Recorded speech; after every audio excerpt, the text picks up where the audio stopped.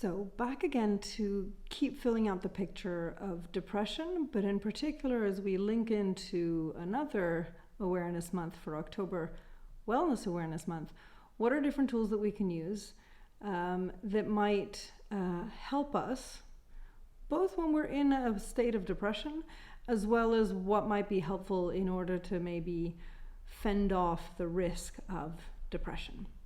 So just one little fact, additional fact about the medication. And I am reading from an article written by a doctor. He's the director of Anxiety and Phobia Center at a hospital in the US. His name is Frederick Newman. And he says, there is little hard evidence about the way that drugs should be given. And it was observed recently that many of the scientific studies that determine the value of these agents could not be replicated. On second look, long after these drugs were approved, some of these studies did not hold up.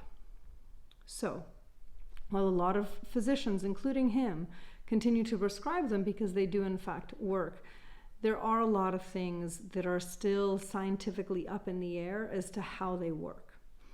But there are some other things that we can look to try and understand how to best support our overall wellness, and that might also be affecting particular states of depression.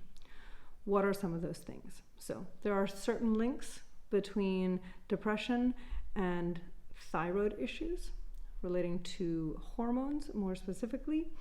So there are other things both in terms of childbirth, and I think postpartum depression is something that we might have been exposed to more recently.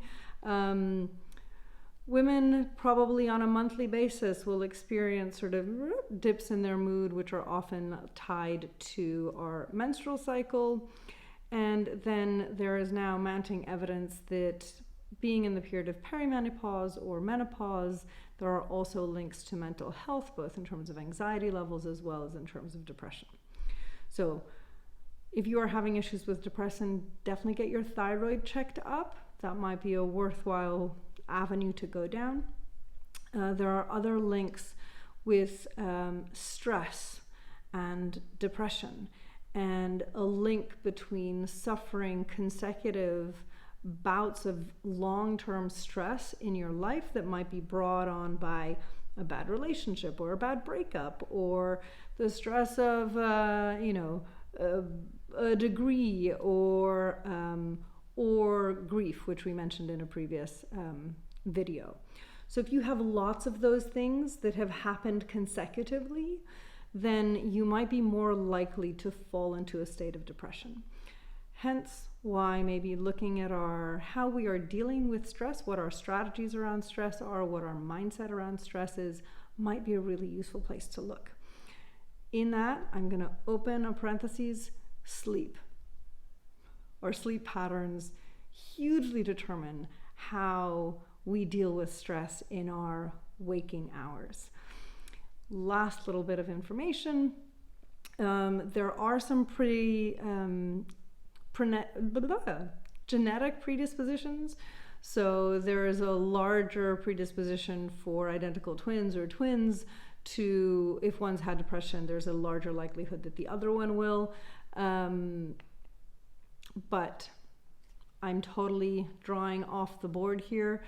I think that lifestyle choices will probably have a huge impact on whether the 50% who do suffer from depression, if they had a twin who has previously suffered, and which 50% of that twin population do not. And the other little factor that I will mention here, which ties in, I think, with stress, or not only with stress, but a whole bunch of other things, is that there are large correlations between the levels of inflammation in your body and depression. So those are a couple of other things that we will be looking at in the next few weeks of this month of October, when we start looking at wellness and how we can support it. Those will all be little things that we can look at in terms of adapting lifestyle, basically lifestyle choices that will be able to support our overall physical and mental well-being. And I say both of those things, But I really hope we get to a place where we realize that mental well-being resides in physical well-being, and that physical well-being also means that we need to have the mind on board. Hope that is helpful for you for now.